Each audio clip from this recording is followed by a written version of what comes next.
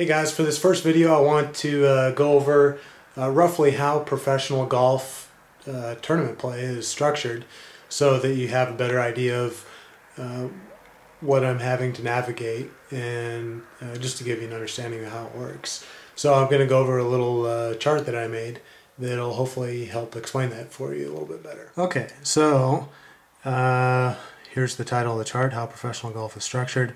At the top of the heap, there's what's called the International Federation of PGA Tours, and they endorse what's called the official World Golf Ranking. So when you hear guys here on TV or the internet that, oh, Tiger's the #1 ranked golfer in the world, Phil is #2, this is where this is coming from, the official World Golf Ranking. They actually have a website, owgr.com, if you'd like to check it out.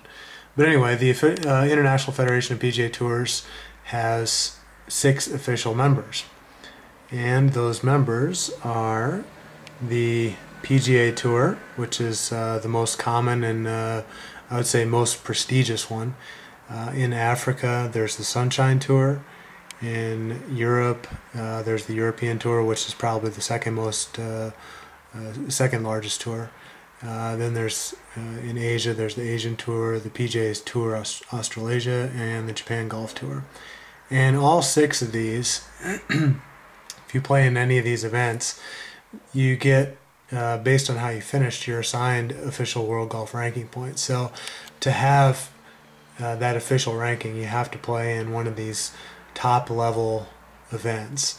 And many of these tours, like for the majors, co-sanction different events like the major. So if you play in a major, it kind of counts on all these tours here. So anyway, that's the top level. Those are the members, as I said, the 6 members of the International Federation of PGA Tours. That's ideally where I'd like to be out playing at. I've tried to qualify for a couple of these events and did not get in yet. However, hopefully that'll change soon. There's also 2 associate members, and one is the Canadian Tour, which is a small tour in Canada. It's still large enough that if you play in it and finish high enough, that you do get official World Golf Ranking points. And then in South America and Central America, there's the Tour de las Americas, which is an associate member of the Federation of PGA Tours, but it doesn't get official World Golf Ranking points. So I colored those purple because I consider those more second level tour events. Also at the second level, at the mini tour, you want to call them mini tours or developmental tours, excuse me, underneath the PGA Tour is the Nationwide Tour, which is, most of you in the US have probably heard of this. And that tour is deep enough and strong enough that it does actually get official World Golf Ranking points. There's the #1 guy in the Nationwide Tour this year is actually ranked in the top 100 in the world. So Nationwide Tour is still a really strong tour. And then notice there's a direct connection there also. The top players on the Nationwide Tour get to advance to the PGA Tour. And then over in Europe, there's what's called the Challenge Tour. Very similar to the Nationwide Tour in the US. You get official World Golf Ranking points. It's a good developmental tour, and the top players of that tour get to advance to the European Tour. And then over in Asia, there aren't any direct connections except for the Japan Challenge Tour there, which goes, the top guys on there go to the Japan Golf Tour.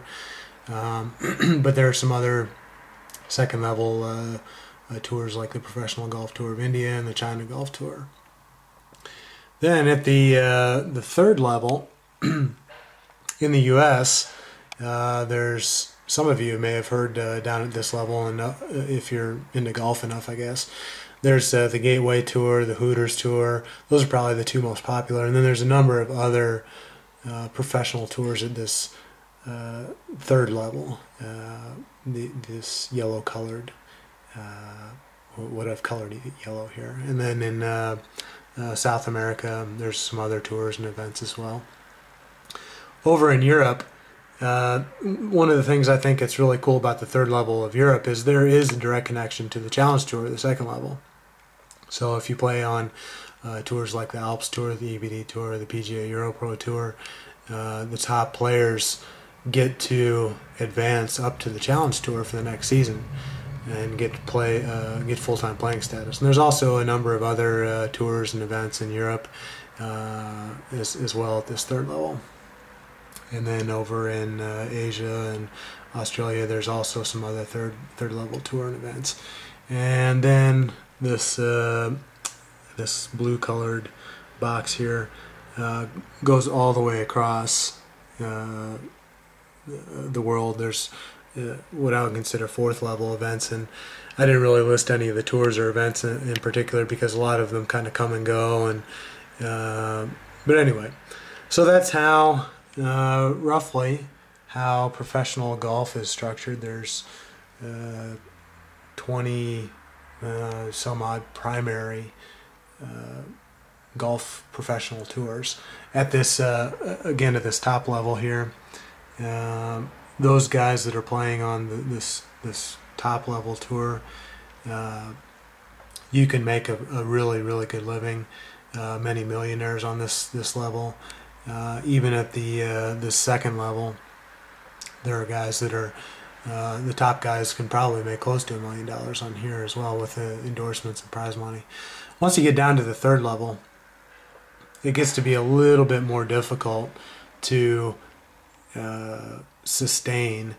I remember looking at into like Gateway and Hooters Tour events, and unless you finish, the prize money isn't large enough that unless you finish in a top 20 in the tournament, you're going to lose money when you factor in all the expenses for the week of travel and hotel and all of that. So it's really at this third level. It's really, I think that's one of the most difficult things about professional golf is being able to sustain long enough to get the experience that you need to get up to this second and first level. So in a field of 150 guys at this third level tour events, only 20 are making their money back.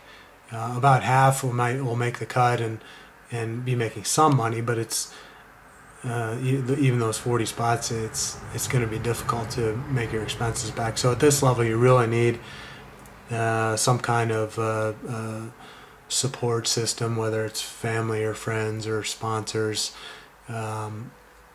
to go out and play full time. And it is really important to be playing these tours full time in order that when it comes time to try and qualify for these first and second level events, you have some experience and you're able to be competitive against these guys that are playing every day and playing in tournaments regularly. And then at this fourth level, the guys at this fourth level, I would say, really aren't trying to pursue a professional career. There's a lot of good players there, but everyone at that level is typically working some other kind of job. So anyway, I hope that gives you a better idea of how professional golf is structured. I just wanted to let you know kind of how things work, so that when I explain some things about different events that I'm trying to qualify for and where I'm planning on playing, you'll kind of understand what I need to go through there.